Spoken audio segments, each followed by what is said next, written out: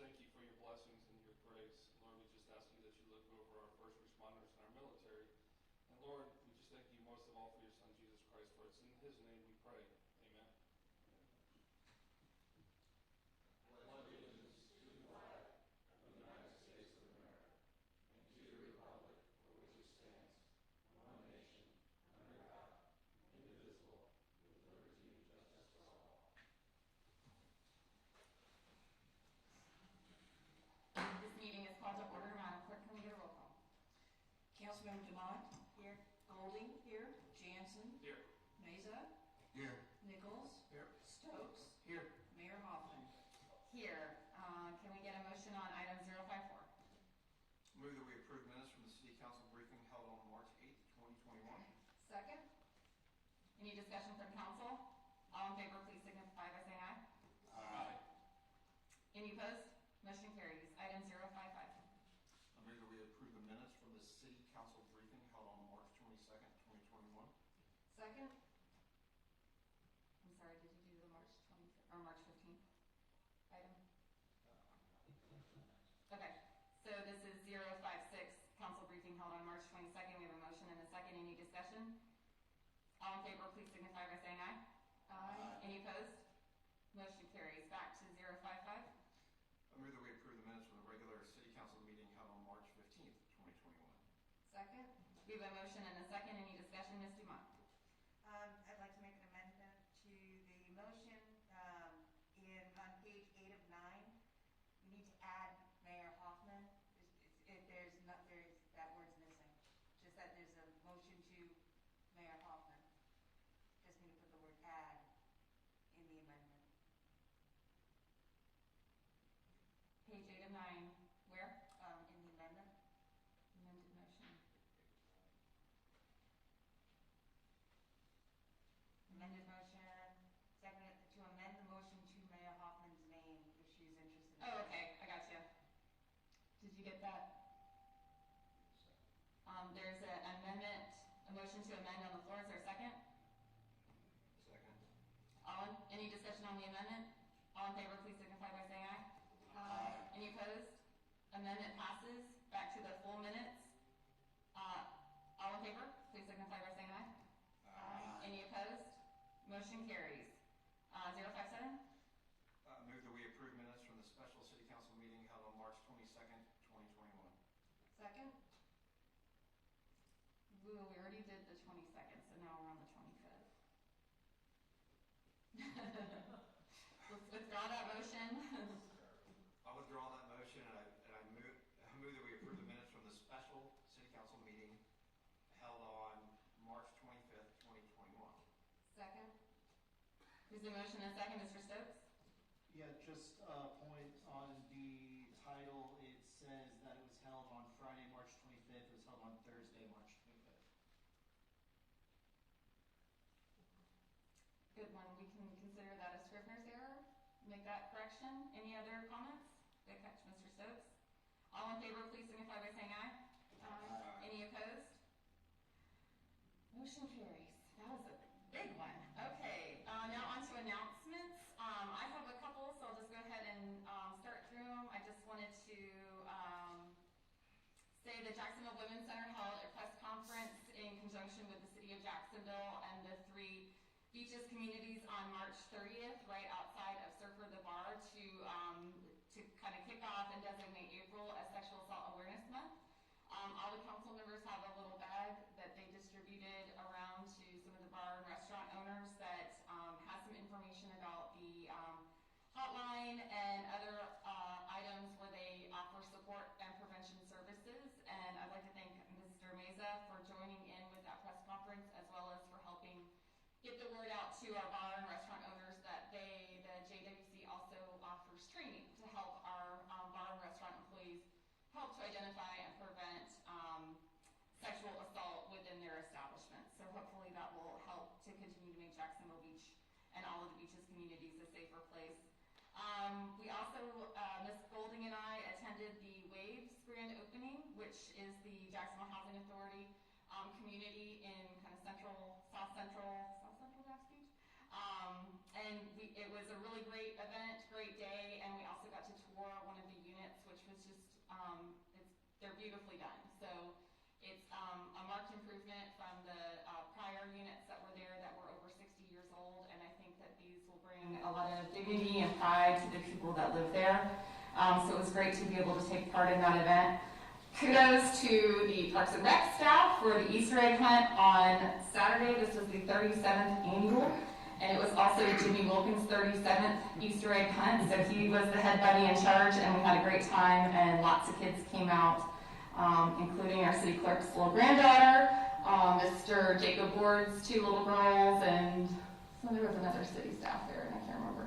So we got to meet all sorts of fun kids. And then the Carver Center is reopened. They reopened also on Easter for the administration of the second shot. So I think you had to have gotten your first shot at the Carver Center to be able to go there for your second shot.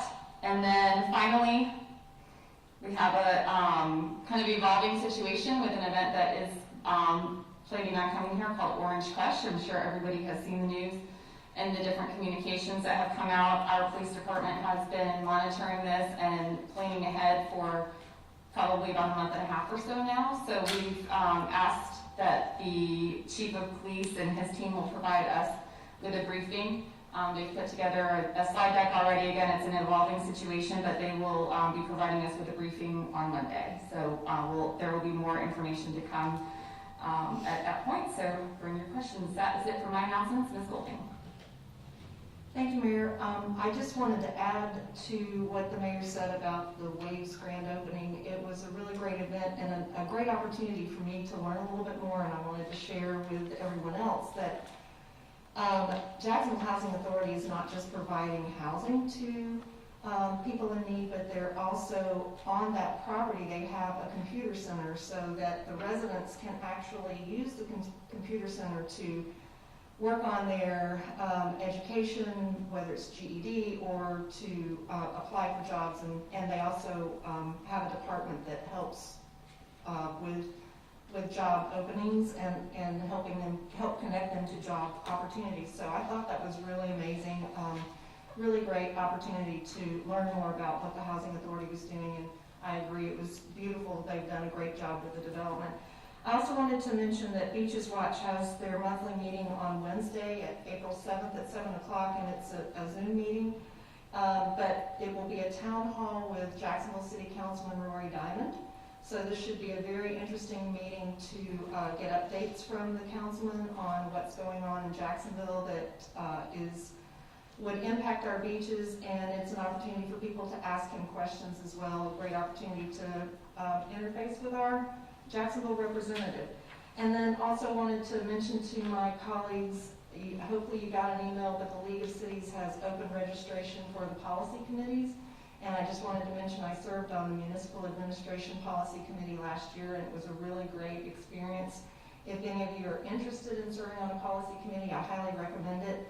I registered for the Municipal Administration Policy Committee again because that's the one that focuses, or actually this year, the priority for that committee was vacation rentals, and that's an issue that's very important to me. But I would certainly encourage you guys to look into it because it's definitely a great thing to be involved in. Thank you. Thank you, Ms. Golding. I don't see any other announcements. Courtesy of the Florida visitors, we have Miss Martha L. Skipper. If you could come up and say your name and address, and you'll have 3 minutes to address the council. My name is Martha Skipper, nicknamed Tina, and I live at 2603 Liberty Lane, Jacksonville Beach. I have a few concerns about the upcoming Orange Crush Festival. I know you stated in the paper that drinking and drugs will not be allowed on the beach where they're supposed to be, but how can you control a mob of possibly 5,000 to 15,000 people? And how do you control keeping them in the areas they're supposed to be in and not in the art festival area and in our neighborhoods? Maybe you could block off the residential area, roads or whatever, with limited access to the beach from 3rd Street. Is there a possibility of getting a contract with them to ask them to help pay for their mess and the trash that they leave places with? Will merchants have the right to remove disruptive people and the ones who refuse to wear the mask? They can't close down because if they do, they could get sued by NAACP. This happened in Myrtle Beach years ago. Parking, how is it going to be controlled? How do you keep them out of private driveways? How do you keep it safe so the emergency vehicles can go if there's a reason for them to have to go somewhere? Think of our sea oats, our nesting turtles, and our sand dunes that we've worked on a lot. They'll be ruined. Over the years, Myrtle Beach, South Carolina has had to deal with this type of thing and has made improvements in controlling the situation. When it first started years ago, it was horrible. Maybe you could speak with them and find out the measures they use to help do this. I've watched Jacksonville Beach grow and improve over since the 70s, and it's a great place to live now. And I'm proud of what we have done to make our beach great. I'm so proud, and I hate to see it be trashed by one group coming in having fun. Finally, what about the COVID restrictions which we've had mandated to us over the year? I know masks and all do not have to be required outside now, but they should be in large groups. I doubt if they will be, but who's going to know how much COVID will be brought in by these people coming in to have a good time? Are we going to have a temperature check as they go on the beach?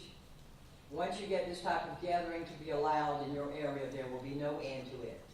Think of all the other places like Daytona Beach, Miami, Myrtle Beach, South Carolina, and other places who have been ruined with it year after year. And if there's anything we can do to fight it, I would like to help in that. I would do petitions. My neighborhood is ready to do it. We're right at JTB. They will be coming through our neighborhood to get to your beaches, and we're very concerned. Thank you very much. I have extra copies if anybody would like to have it. Thank you, Ms. Skipper. One thing I have been saying as I've received emails and responded to citizens is to encourage people to follow the city's Facebook page as well as our police department Facebook page so that we can continue to keep our citizens and businesses apprised of things as they develop. And they should do that anyway, not just for this event, but for everything that's going on in the city. Thank you. That was the last comment card. We'll move on to item 058. Do we have a presentation from staff? We do, Mayor and Council. This item is seeking approval to move forward with using services from Gartner, Inc. to provide assistance to city staff on the implementation of the city's ERP conversion project. You have had a recent briefing from staff and Gartner representatives on this topic. Gartner has actually been a firm that we've used now, or this is the second engagement we're looking to use them for. The first one was to give us the snapshot in time several months ago as to what were some of the pitfalls that we ran into with trying the implementation the first time. They have given us a plan forward to get across the finish line with the implementation of outstanding modules. And we are asking your authority to move forward with not only using them for the services, but also to approve or disapprove temporary overhires within our utility billing function, whereby we will have staff that are dedicated to doing nothing but working on the ERP conversion while others are holding down the fort and running day-to-day operations. We do have our CFO, Ashley Gossett, here in the event that you have any questions. Thank you, Mr. Stathopoulos. We have 2 items within this topic, so we'll go ahead and get a motion on first. I move that we approve ERP planning and program oversight and implementation support to be provided by Gartner, Inc., utilizing the State of Texas contract DIR TSO 4030. Second. We have a motion and a second. Do we have any comments from the council? And just to reiterate, we've been heavily briefed on this item. So we've had a lot of time to ask questions and to review the information. Seeing none, Madam Clerk, can we get a roll call? Councilmember Dumont? Yes. Golding? Yes. Jansen? Yes. Mesa? Yes. Nichols? Yes. Stokes? Yes. Mayor Hoffman? Yes, motion carries. The second item, please. I move that we approve $100,000 for temporary overhire of staff in the utility billing, human resources, and/or business analysis division as needed to provide coverage for the existing city employees participating in the implementation process. Second. We have a motion and a second, and just for those of you reading along, human resources is a different department. We are focusing on human resources here. Any discussion by council? Madam Clerk, can we get a roll call? Councilmember Golding? Yes. Jansen? Yes. Mesa? Yes. Nichols? Yes. Stokes? Yes. Dumont? Yes. Mayor Hoffman? Yes, motion carries. Next item, 059, presentation from staff. This next item is looking for authorization to upgrade some of the substation communication equipment for Beaches Energy Services. Our director, Alan Putnam, is here to speak for a few words about what this technology actually does for us. I'm the director of Beaches Energy. These RTACs have been in service here at Beaches Energy since the early 2000s, so the technology has obviously been upgraded quite a bit since then. We've actually had a couple failures. We had to actually borrow one of these from the city utility. So these last two that we're going to purchase, we actually had to provide them the one we had for a spare, or that we actually received as a spare. So now we're looking to buy two extra ones. One will replace one that's failed at Fort Diego, and one will be used at Butler Substation when we upgrade that this coming year. So we're asking for $35,531. There's a requested motion. Yeah, any questions? Thank you, Mr. Putnam. Can we get a motion? I move that we approve a purchase order in the amount of $35,531.71 to upgrade BES substation communications equipment. Second.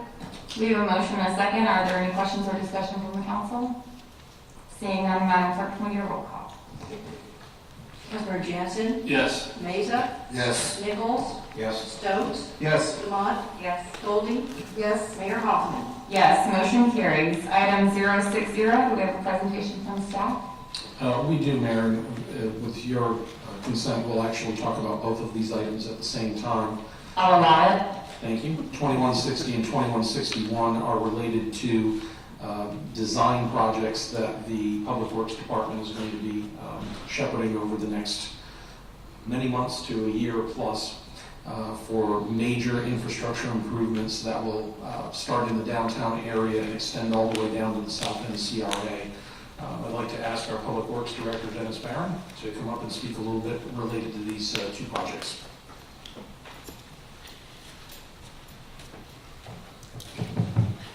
Mayor and Council, Dennis Barron, Director of Public Works. Like Mr. Pablo said, these two items are kind of intertwined from the very beginning when we requested our RFP process. We put them all out as a total one kind of a overall design. Had several firms come in and do through presentations, and we ended up narrowing those down. I'm going to talk about the first project here. These are going to be what has been referred to as projects 4, 5, and 6 in the budget book for previous years. Projects 4 and 5, of course, are in the downtown CRA, and project 6 is not. That's outside of the CRA area, so therefore it falls into city-funded part of this continuation project. So each one of these three is approximately 15 blocks of complete reconstruction of the area east of 3rd, between 3rd and the ocean, as the blocks you see on top. So our committee went through, we kind of went back to GAI, which is the same engineering firm that had just completed the most recent downtown section previously. So they kind of already got the experience of what we're doing and how we're doing it. Our plan is this design will get us to about a 60% design later on in this calendar year. At that point in time, we'll have something on paper that we can begin to take to the public to get some feedback. They're going to hold some public meetings. They're going to do some interactions through the internet to be able to get feedback on all these projects. And at that point in time, we'll be determining and looking at phasing and further final design as it proceeds from there between the 60% and then getting on into the 80 and 90% plans before we get into actually doing the construction. So realistically, this is probably about a 12-month process before we're at 100% and maybe even longer depending on how the phasing ends up being for these projects. Thank you, Mr. Barron. Let's go ahead and get a motion on this item, and then we can ask questions. Thank you. I move that we award RFQ 08-1920 infrastructure improvements, downtown South End redevelopment area and adjacent area, project area number 2, phase 3C, project 4, and number 3, phase 3C, project 5, and number 4, phase 3D, project 6, to GAI Consultants, Inc., and authorize the mayor and city manager to execute the contract. Second. We have a motion and a second. Mr. Nichols, your first with question? Yeah, I have a question about the scoring process. Under criteria 8, it's volume of work previously awarded to the firm by the city of Jacksonville Beach. I've noted over the years typically it's the opposite, it works the opposite way, that the people that have not had an opportunity typically get a higher score in order to be able to distribute work equitably between consultants. And the way we're scoring it is the opposite. If you've had a lot of work, you get a higher score, which just want to make sure that that's the intended route to go, or if have y'all thought through that, and is that, I mean, I know you didn't develop this criteria, obviously, and could you speak on that? I did not develop the criteria. It was kind of set forth in the very beginning documents. I actually did not participate as a voting member as part of this. So when they sent these out to the 14 firms, we received 5 back. I did get to review them all. I was included in the process to be able to review, but I was a non-voting, non-speaking member of that committee. The committee included Bill Mann at the time, as well as Cale Moore, who's our project engineer, as well as other people that have, Dennis Dupree, who oversees a lot of those projects when it comes down, so, and Lewis through procurement. So they had a whole committee that put those all together. They formulated out the first set of numbers, narrowed the field down. At that point in time, we had presentations come in. But from the very beginning, the weighting of all of those numbers were all agreed upon, and that's why it was publicized in the RFQ that that's the way they would be weighted. And then they took opportunity to determine whether they wanted to continue with that weighting process, and that was the decision by the committee to move ahead. So I understand your concern with that. I know we, with our continuing contractors that we use for engineering, we do try to make sure we spread that work out amongst everybody. This one here, we took everybody that came in, we took their RFQs, looked at them, and that's why this project kind of got divided between the GAI piece and then, of course, the next piece for Jones Edmonds.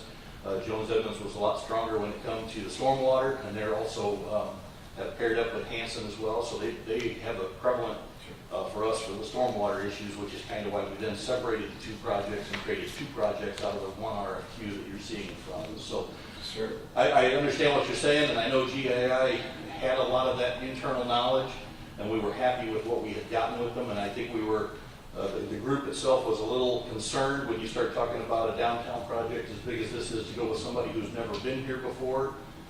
You've got somebody that did the phasing before and understands everything and how it all works, so it was kind of, I think, the comfort zone with that was part of the reason for that weighting. No, sure, I have no problem with the selection or the grading of it. It's just I would so we can look at criteria in the future on future RFQs and things. Ms. Golding. Thank you, Mayor.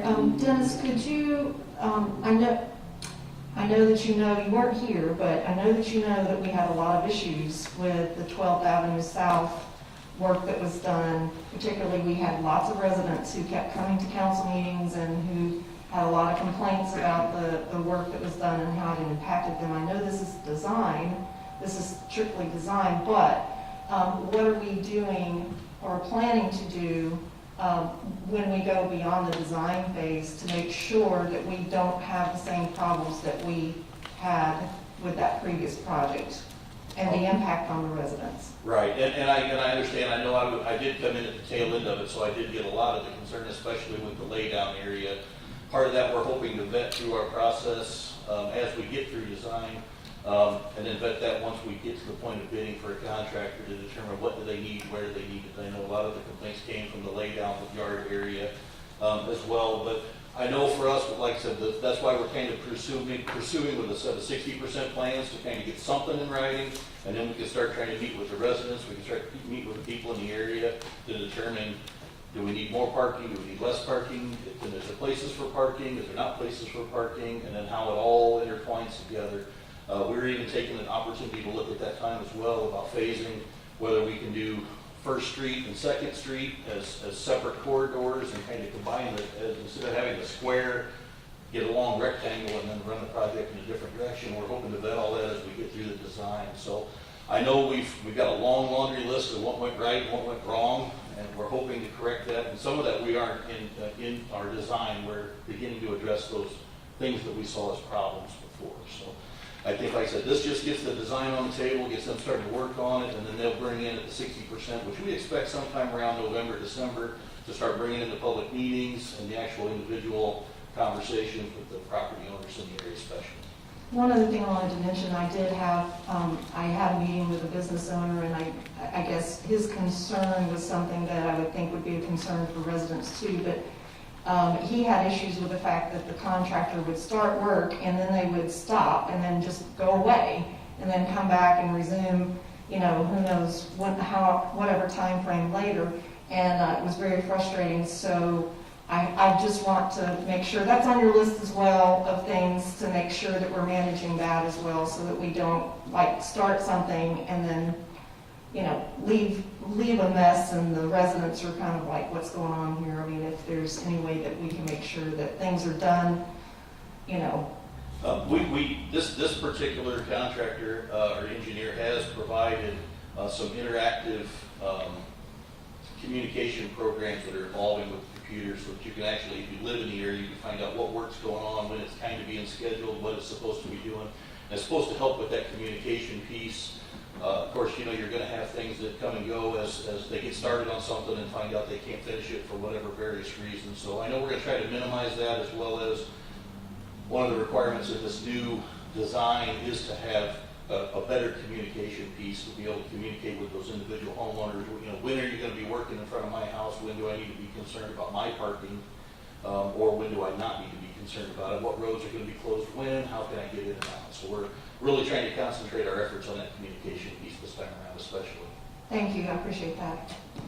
Thank you, Mr. Nichols. Sandy kind of stole a little bit of my thunder, but like she said, there's definitely an issue. I mean, I know we're talking about the design phase, but when we do get to the contracting stuff, you please do everything we can to compress the schedule as much as possible for the duration. As you said, maybe even create a penalty for non-pursuit of work for the contractor, because that's really what really bothers people, is when they tear it up and then they walk away and they're not there.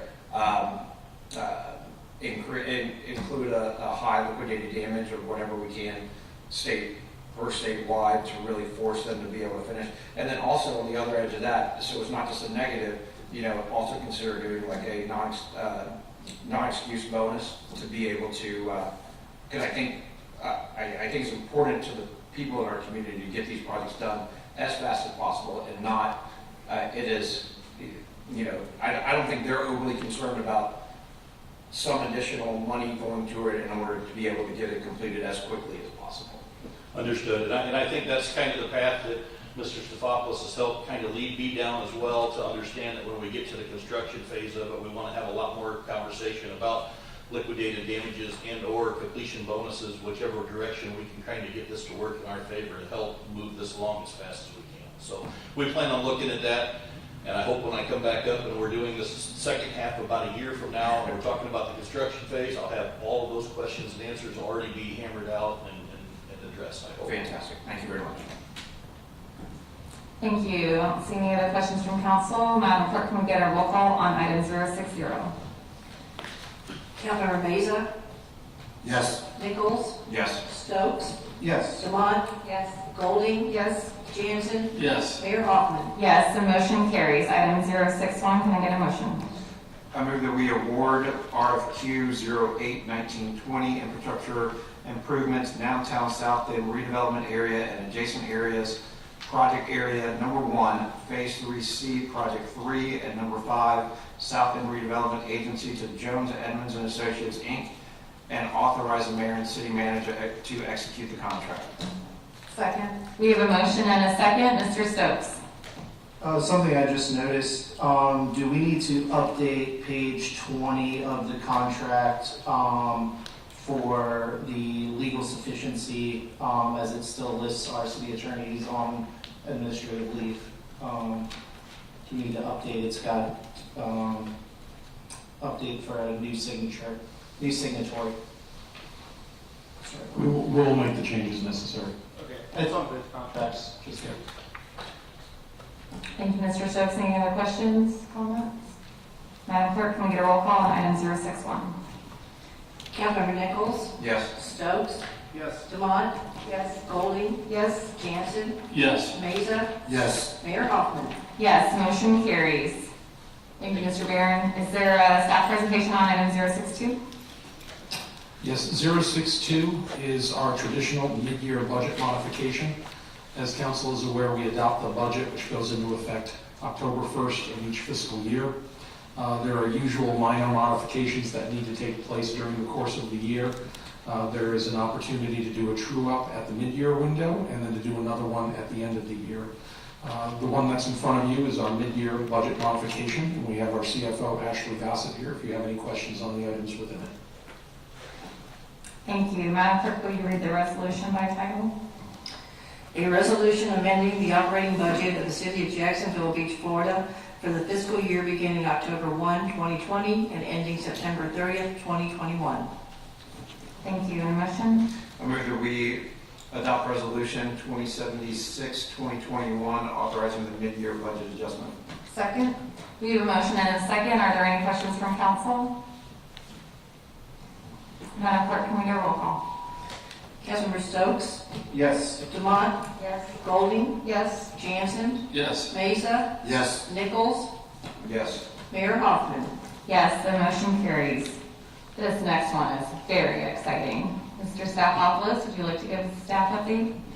Yes, this resolution for 21-063 is related to the Florida Department of Transportation and some changes that they made to their design standards back in 2017.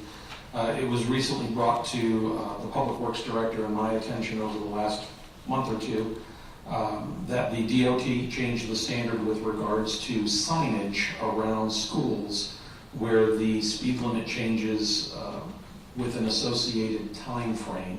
So in other words, the speed limit is not consistent, but it's only for certain times of the day, usually when school is getting in or letting out. The DOT had funding to make the modifications necessary for our jurisdiction, which means that they would be installing a few of these signs over on 18th and 10th. And so they are looking for an agreement with us whereby they would do the installation of the asset, and once installed, the city would take over responsibility for operation and maintenance. If we were not to sign off on this agreement with the FDOT, we would be obligated to put the signs in at our own expense with a deadline, I believe, of this summer in order to be compliant with the new statute. So we do have our Public Works Director, Dennis Barron, here if you have any questions, but that's what this item is about. Thank you, Madam Clerk. Will you read the resolution by title, please? A resolution of the City of Jacksonville Beach, Florida, approving a construction and maintenance agreement between the City of Jacksonville Beach and the State of Florida Department of Transportation for San Pablo Elementary School zone signage, signals, and pavement markings improvements, providing for adoption of recitals, public purposes, delegation of authority and responsibility, conflict, severability, and an effective date. Thank you. And a motion? I move that we adopt resolution 2077, 2021, approving the construction and maintenance agreement for the FDOT project FIN number 444-990-15201 as described therein related to San Pablo Elementary School signage and signals. Second. We have a motion and a second. Mr. Jansen? Yeah, so I think this is a fantastic improvement, and I'm all for it. However, I had the joyous experience twice a day of dropping children off at San Pablo Elementary and picking them up. And one of the issues that I see on a day-to-day basis is oftentimes what people do, because the traffic backs up on 18th pretty far, the through traffic will travel in the lane not intended to. They'll go against the regular flow of traffic to get around that long line, and it's been an ongoing problem for years, is my understanding. Ideally, the only answer to that I can forecast is putting in a center turning lane there. That way the through traffic can go through. My fear is, and I've almost seen it a handful of times, that when that person goes against the normal flow of traffic, that normal line that's turning into San Pablo, they're making a left-hand turn. If they don't take a half a second to look in their rearview mirror when making that left-hand turn, there's going to be a collision or a child that's hit or something like that. So I don't know the easy answer is. I do like this. This is a step in the right direction, that's for sure. But we certainly have to look at this long term with something to do with it. If you go out there on any day and just watch it during school hours, when I say school hours, at the beginning of the day or at the end of the day, you'll see it happen. It happens daily, every day. So it's not just occasion, it's frequently. Ms. Golding? Thank you, Mayor. I spoke with Mr. Stefopoulos about this earlier today, and I just wanted to bring this up, that apparently this doesn't apply to Jacks Beach Elementary School, nor does it apply to Seabreeze Elementary. And I guess I don't understand why those schools wouldn't qualify to have similar blinking light signage, and do we know why that is? I did ask that same question. Obviously, I didn't want to have to come in 3 times for 3 separate sets of lights for 3 separate schools. And I don't know that I got a great answer, but the answer is this school met the criteria, whether that's based on the traffic criteria for the area, because obviously you've got more than just this elementary school in this block range. So I'm going to guess that that's really the best answer that I got, was that due to the traffic and the numbers of that school, this particular school qualified and the other 2 schools didn't. Because I did ask that exact same question as of the engineer. I said, you know, we have this at 2 other schools. Why is this school meet it, but this school does not? And their answer was it just doesn't fit the criteria that it would be warranted. Now, that's something we can look at. Once this is all new for us. The only other signs that we have in Jacksonville Beach that are like this are on Penland Road, which are owned by the city of Jacksonville, so they're not under our control. So this is all new. I started asking these same questions. I'm like, I don't know about solar panels. I don't know about flashing lights. Who programs them? Who fixes the time change? Who determines when kids are in and out of school? You know, all of those questions.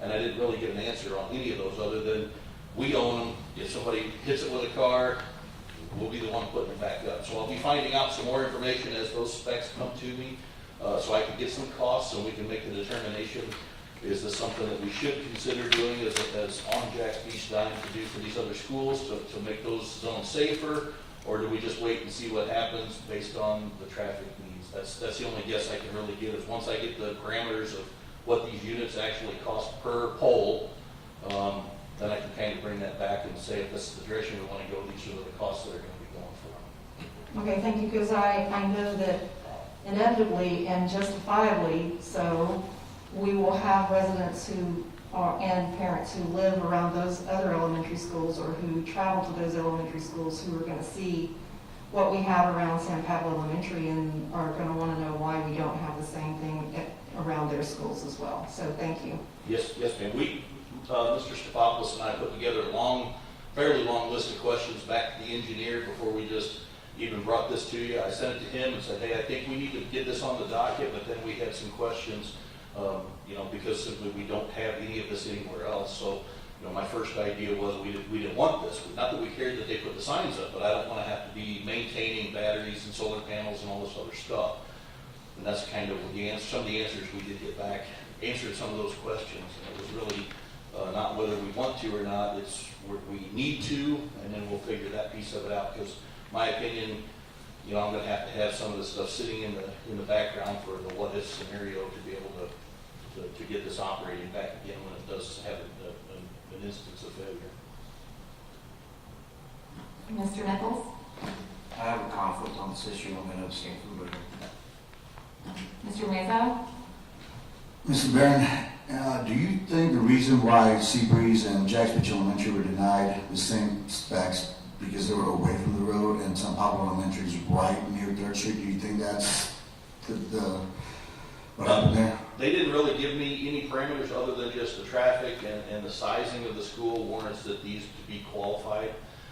Beyond that, FDOT kind of makes their own rules. Like I said, we kind of first said we don't see this. This doesn't fall under the MUTCD to say that you have to do it this way. We're meeting your required signage, and that's when they came back in and said, oh, here's the 2017 paperwork that says that we're upgrading them all. And then I did ask the next question, which was, what about the other schools? And so I didn't get the greatest answer. We may be doing this again after they do it. I know this contractor that was actually installing these ended up with like 33 different counties.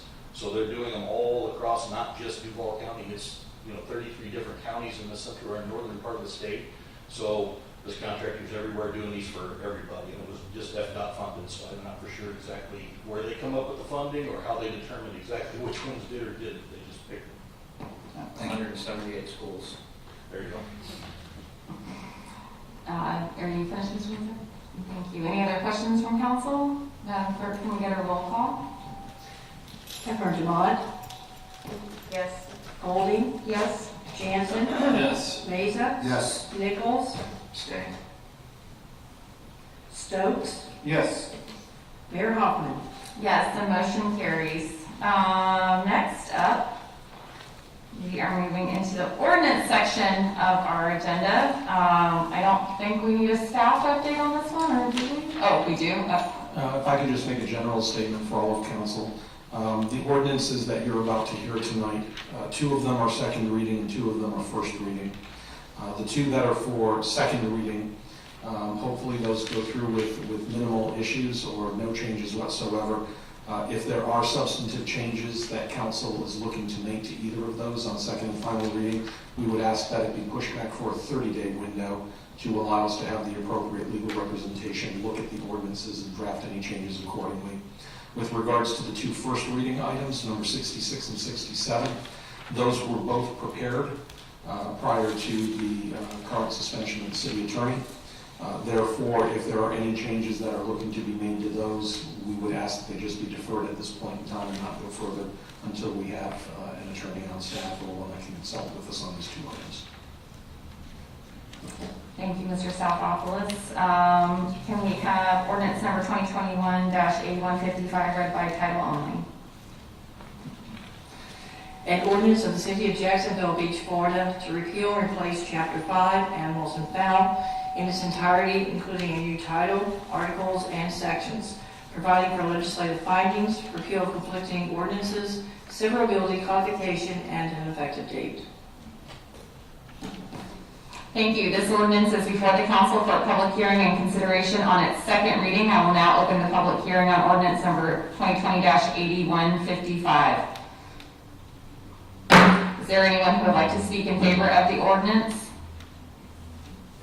Is there anyone who would like to speak in opposition of the ordinance? Is there anyone who would like to speak for or against the ordinance? Public hearing is closed. Can I get a motion to adopt the ordinance as read by title? I move that we adopt ordinance 2020-8155, repealing and replacing the Code of Ordinances, Chapter 5. Second? We have a motion and a second, and just so you guys know, there may not be a lot of debate on this because we had extensive council briefings as well as discussion on the first reading a few weeks ago. Is there any discussion from council? Oh, good, I was right. Madam Clerk, can we get a roll call? Councilmember Golding, Yes. Jansen, Yes. Mesa, Yes. Nichols, Yes. Stokes, Yes. Demott, Yes. Mayor Hoffman. Yes, motion carries. Yay!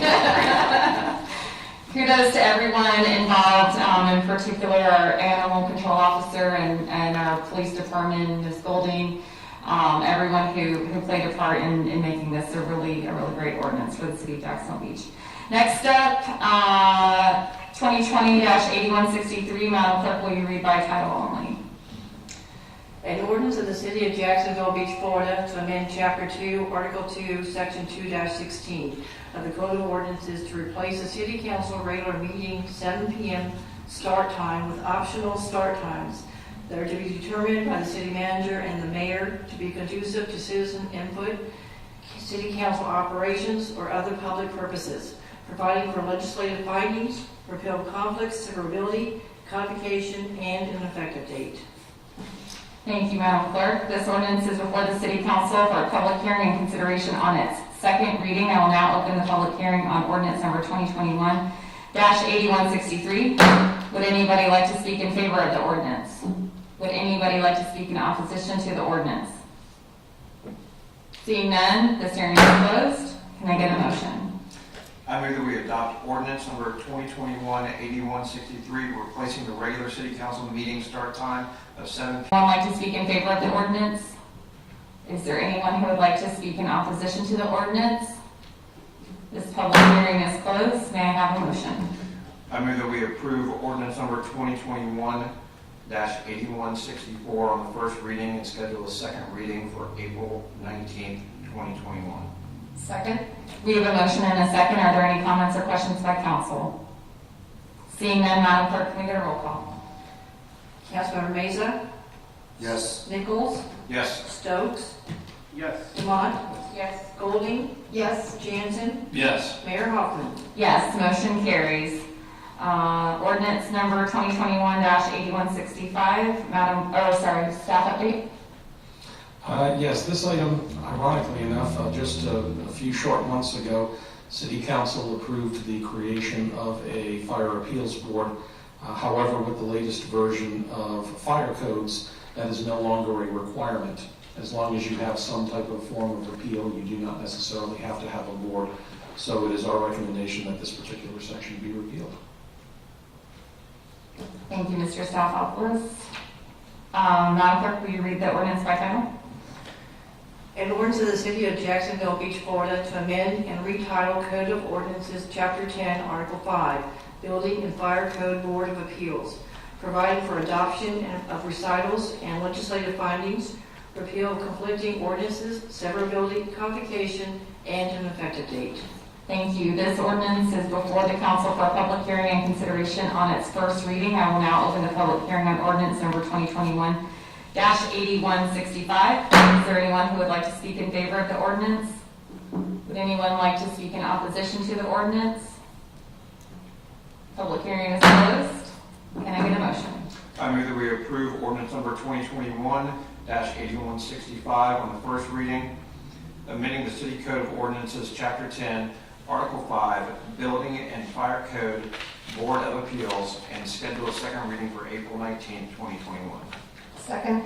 We have a motion and a second. Are there any questions? Seeing none, Madam Clerk, can we get a roll call? Councilmember Nichols, Yes. Stokes, Yes. Lamont, Yes. Golding, Yes. Jansen, Yes. Meza, Yes. Mayor Hoffman. Yes, motion carries. That concludes our regular business. Do you have anything else, Mr. Staffopoulos? All good? All good? Okay, Thank you. meeting is adjourned. Have a good night.